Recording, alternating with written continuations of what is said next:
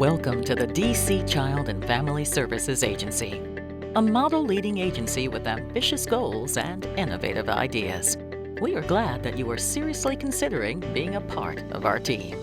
The following stories are real, told by real members of the CFSA team, and demonstrate our commitment and service to children and families here in the district. At CFSA, we believe that child welfare serves very vulnerable people and has a moral obligation to make a difference for them. These values are our foundation, our blueprint for securing positive outcomes for the children and families we serve.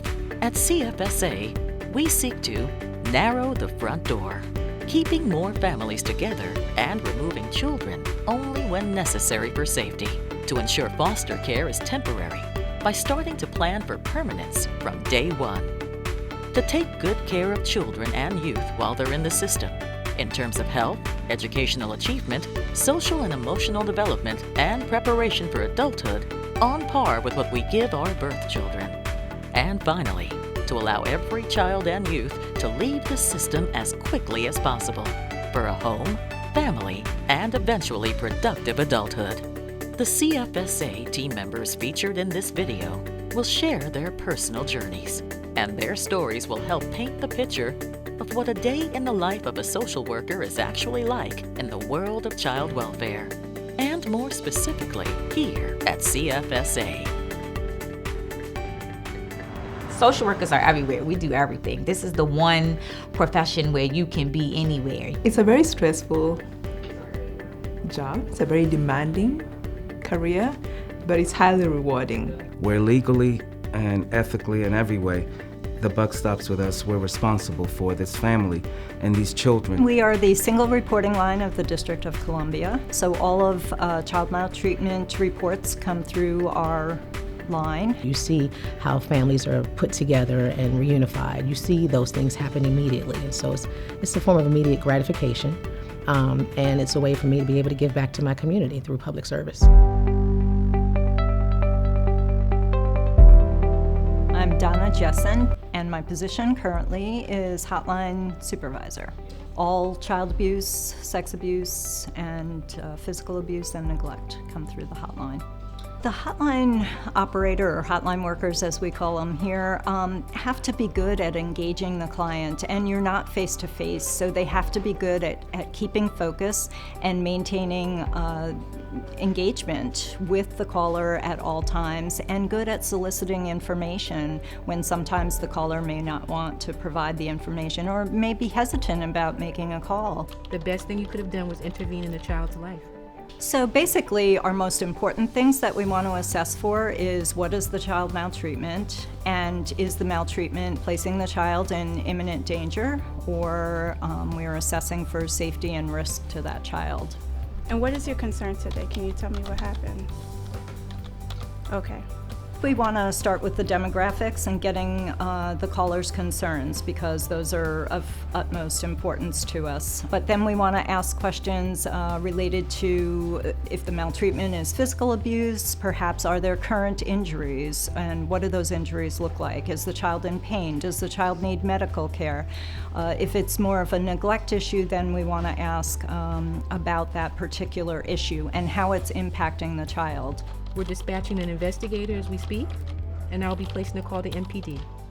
If it's related to the parent's behavior or the parent's substance abuse or the parent's mental health issues, then we again want to find out specific, behaviorally specific information regarding the parent's behavior and how it's impacting the child. For a lot of people, it's very stressful to make a hotline report. They don't know what's going to happen to the child. The child, they may assume that the child's going to be automatically removed, or that the family is going to be penalized in some way. And so the hotline worker's job is to help the caller, to walk them through this process. My name is Pamela Stanley, and I am a Child Protective Services investigative social worker. In the institutional abuse unit, we investigate not only abuse that takes place in foster homes, daycares, behavioral health providers. We also get referrals for sexual abuse, in addition to the traditional physical and abuse and neglect referrals. And as an investigative CPS worker, you are a first responder. You are required to go out. If it's an emergency case, which we call immediates here, then you have to respond within an hour. And if it's a traditional case, like a regular case, you have about 24 hours from the date of receipt to go out and conduct the investigation. And going out on those investigations, you need to prepare a little before going. So you have to do like a history search, check the database, see if the family has had any prior involvement with the agency. That will provide you information on the patterns of the family. Sometimes you may need to call on a colleague to help you. While I'm over at this school talking to 3 kids, I might need you to run over to this school and see if you can get the other children. So teamwork is essential. Like, you have to work as a team here. Well, there are several difficult cases that you will encounter working for Child Protective Services. One of my most difficult cases wasn't necessarily the degree of the abuse, but more a personal matter. I identified with the family. The parents were about my age. It was a co-parented home. They had no history of prior involvement with us. They had a son who, he got in trouble at school. Teacher called home. Dad picked him up as usual, asked the teacher what may have happened or what took place. They get him home. Dad spanks him. The next day, the child goes back to school. And the child says, I got a whooping last night, but this one was worse than usual. And so the teacher happened to look at his bottom, and there was some bruising. So as mandated reporters, they have to call us. So when me and the detective arrived at the school, the little boy was nice. He was very honest about what he did and how he got into trouble. And then you have to look at him, and it was really bad. It was really bad. So we got a support worker to take him to the hospital for the medical legal while we report to the home to greet the parents. When I got to the home, it was depressing because, mom is looking behind you. She's looking for her kid, and the kid is not there. And I know that more than likely he might not be coming home because of how severe his marks and bruises were. And the dad fell apart. He didn't realize how severe the bruises were because when he spanked him, he didn't bruise right away. The bruises didn't set in until the next day. And so they were very remorseful. I don't think that it was his intent to abuse the child. Sometimes with the families we encounter, they have several prior investigations conducted on them, but these people didn't have any. So from one day to the next, you don't know what it's going to be. You will touch all arenas. And in trying to work with the families, you need to have an open mind. You need to be empathetic to the situations that you're walking into. In social work school, they always tell you, start where the family is. And it sounds so easy on paper, but when you get there and the family is dysfunctionally functioning, where this dysfunction takes place every day to the point where the kids have adjusted and they know what to do when the dysfunction surfaces, you have to remember that and work with the family in trying to keep them together. There is no manual to prepare you how to adjust your personality to work with these families. There is extensive training at CFSA, and they give you training on almost every topic that you can think of, but there is no training that will prepare you for showing up at the scene of a fatality or showing up at a scene and a parent is high on PCP and you have to figure out how to calm that parent while they're inebriated and get the kids out of the home. Nothing really prepares you for that, which is why when you go in, you have to have that empathy, you have to be understanding, and you have to be a personable person in order to work with the families. I'm a little rough around the edges, so so I adjusted well with the families that I serve. So I do okay.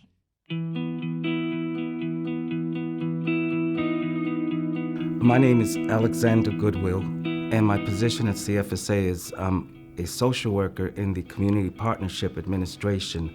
As an in-home social worker, we have the opportunity to partner with the family and with other collaterals to try to keep the children in the home safely. In the past, it was a lot easier to remove children. Now a lot of effort is made to keep them in the home as far as possible, as long as they are going to be safe. I think to be a successful social worker, you definitely need people skills. In the past, I think social workers, especially government social workers, were viewed as people that just came pounding on your door and told you what to do, and you're going to do it or we're going to court. All that has changed. Now it's about engaging the client to address the concerns. Hi, Ms. Gray, this is Alexander Goodwill. I'm here for our visit. Communication is key, not only with the client, but we deal with the courts, we deal with our colleagues, with collateral agencies. We're often part of multidisciplinary teams, so we have to be able to know how to communicate effectively and in a collegial manner so that we can actually work together for the good of the client. I just completed the visit to the family on 14th Street and just planning to head up to the main office, seeing if anyone needs anything dropped off or picked up. Along with that, the documentation piece that documents your hard work is definitely key, because that also contributes to the overall success of the program, the administration, and CFSA as a whole. I think a person trying to decide if social work is for them needs to ask themselves honestly why. It is very demanding. It is very gut-wrenching sometimes when you see the abuse, the neglect. It is not 9 to 5. We are the child welfare agency for the district, so when the cases come to us, we're in a unique position where legally and ethically in every way, the buck stops with us. We're responsible for this family and these children. I decided to become a social worker in the aftermath, the death of a very close relative of mine, she was a wonderful person, and unbeknownst to us, had mental illness. And she committed suicide and left her 2 children, 6 and 8, behind, and her husband. And I thought to myself, wow, none of us knew how to help her. We didn't recognize any signs. She always seemed so cheerful. I would like to make something good come out of her death. And it occurred to me, I said, let me look into social work. It's almost like, for me, an affirmation that although I was not able to help her, that I am making a positive difference in other people's lives. My name is Corey Chandler. I am the Deputy Attorney General for the Office of the Attorney General, and I work here in Child and Family Services Agency. We serve as advisors to the social workers. That's our role. We're in an attorney-client relationship, and so they're our client. This Child and Family Services Agency is our client, and the social workers thus are our clients as well. And part of our job is to represent them and basically help them to accomplish whatever their goals are, and acquire whatever services are necessary in order to fulfill the services necessary for the family and meet the needs of the family. So what the social worker would like to happen is what we try to make happen in the Office of the Attorney General. We do that by making our representations in court on their behalf. There's some social workers that are very great at being a social worker, but they're not necessarily great oral advocates. But that's not necessarily their role. Their role is to just be a great social worker. And if they're not comfortable in that, they can work with their Assistant Attorney General and partner and say, well, you do all the talking, and if there are any issues or sticking points as far as facts that need to be clarified, I can clarify those things. That meeting usually has to take place within a day or 2 of the child coming up out of the home. And so it's important for you to immediately meet with the AG. I think it's important for our social workers to remember that the Assistant Attorney General is your attorney.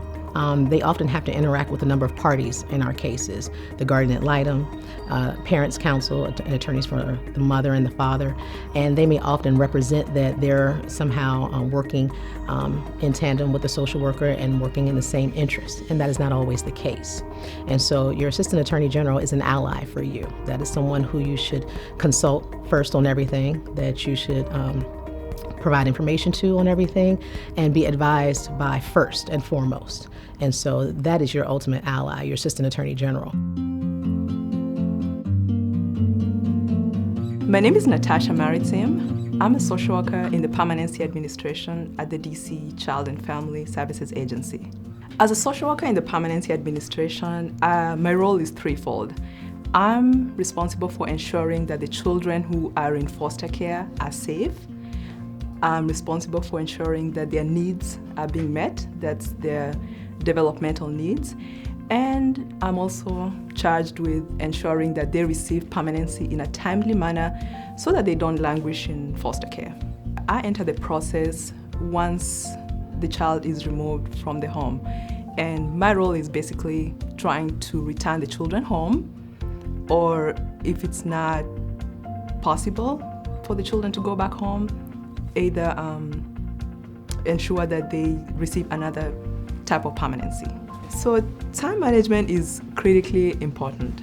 As a permanency social worker, I'm the leader of a team. To put it in context, a child comes with a whole team. The child has a lawyer, the mother has a lawyer, the father has a lawyer, and if you have 3 children on a case, you may have the children may have different fathers, so you have 3 different lawyers for each father. And then you have the judge and the AAG.